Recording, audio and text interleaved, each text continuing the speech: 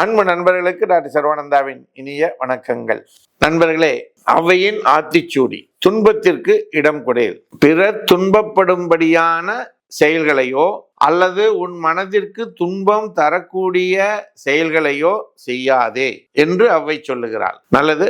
அடுத்து நம்ம சப்ஜெக்ட் மனதின் குரல். மனதின் குரல்ல பார்க்கக்கூடிய சாப்டர் என்னன்னா, weary of life. Weary of life என்பது ஒருவர் தன் வாழ்க்கையின் மீது ஏற்படும் சலிப்பு, சோர்வு, வெறுப்புணர்வு. இந்த சலிப்பு, சோர்வு, வெறுப்புணர்வு என்பதெல்லாம் எதனால் ஏற்படும்?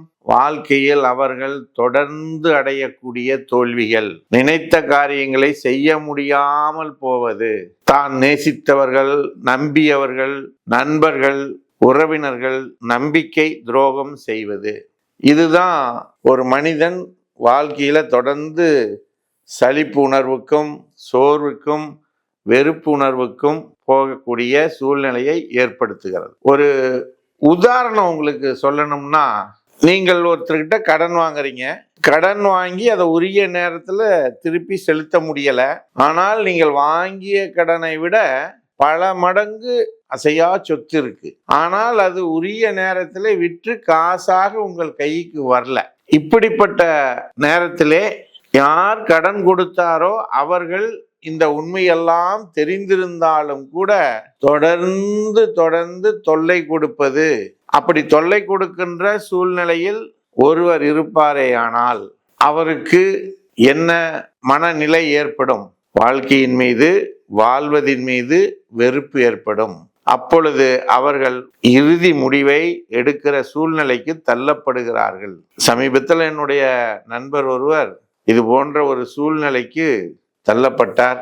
ஆகையினாலே நண்பர்களே, இப்படிப்பட்ட ஒரு சூழ்நிலையில் யார் இருந்தாலும் அவர்களை மீட்டெடுத்து வாழ்க்கையில் உற்சாகப்படுத்தி அவர்களை இந்த இயற்கையான வாழ்வோடு வாழ வைக்கக்கூடிய சக்தி படைத்த மருந்துகள் ஹோமியோபதியில் இருக்கிறது.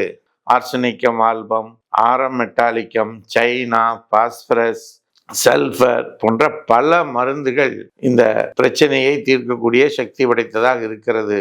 ஆகையினாலே இப்படிப்பட்ட மனநிலையில் இருக்கக்கூடியவர்கள் யாராவது உங்களோடு தொடர்பு கொண்டு இந்த சலிப்புத்தன்மையும், சோர்வுத்தன்மையும், வெறுப்பு உணர்வு தன்மையையும் சொல்லுவார்களே ஆனால் உடனடியாக ஹோமியோபதி மருத்துவர்களை அணுகி அவருடைய மனதை மாற்றுங்கள்.